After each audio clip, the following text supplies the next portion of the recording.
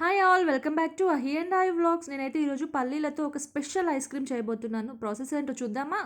ముందుగా ఒక కడాయి తీసుకొని అందులోకి ఒక కప్పు దాకా పల్లీలు వేసుకొని దాన్ని చాలా లో ఫ్లేమ్లో మంచి గోల్డెన్ బ్రౌన్ కలర్ వచ్చే వరకు వేపుకుంటున్నానండి. లోపల దాకా వేగిపోవాలి అనమాట పల్లీలు అన్నవి.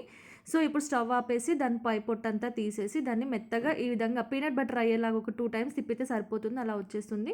నేను ఒక కప్పు పల్లీలకి హాఫ్ కప్ బెల్లం తీసుకున్నానండి. దాన్ని కూడా పల్లీల్లో వేసి మెత్తగా రుబ్బుకున్నాను. తర్వాత వేరే మిక్సర్ జార్ తీసేసుకొని అందులో 2 అరటిపండ్లు, అలాగే 2 స్పూన్ల పెరుగు, అలాగే 2 స్పూన్ల పాలు కూడా వేసేసుకొని, అలాగే మనం ముందుగా పీనట్ బటర్ ప్లస్ బెల్లం కలుపుకొని పెట్టుకున్న మిశ్రమం ఉంది కదా, దాన్ని కూడా అందులో వేసేసుకొని మెత్తగా గ్రైండర్ పట్టేసుకుంటున్నాను. అంతే, మన ఐస్ క్రీమ్ అయితే రెడీ అయిపోయిందండి. అంటే దీన్ని మాల్లో వేసేసి ఒక 6 అవర్స్ పాటు ఫ్రిడ్జ్లో ఆన్ చేసామంటే మనకి ఎంతో టేస్టీ అండ్ షుగర్ లేకుండా మనకి ఈ ఐస్ క్రీమ్ అయితే రెడీ అయిపోతుందనమాట. పిల్లలకి మనము ఎటువంటి భయం లేకుండా పెట్టొచ్చు ఈజీగా.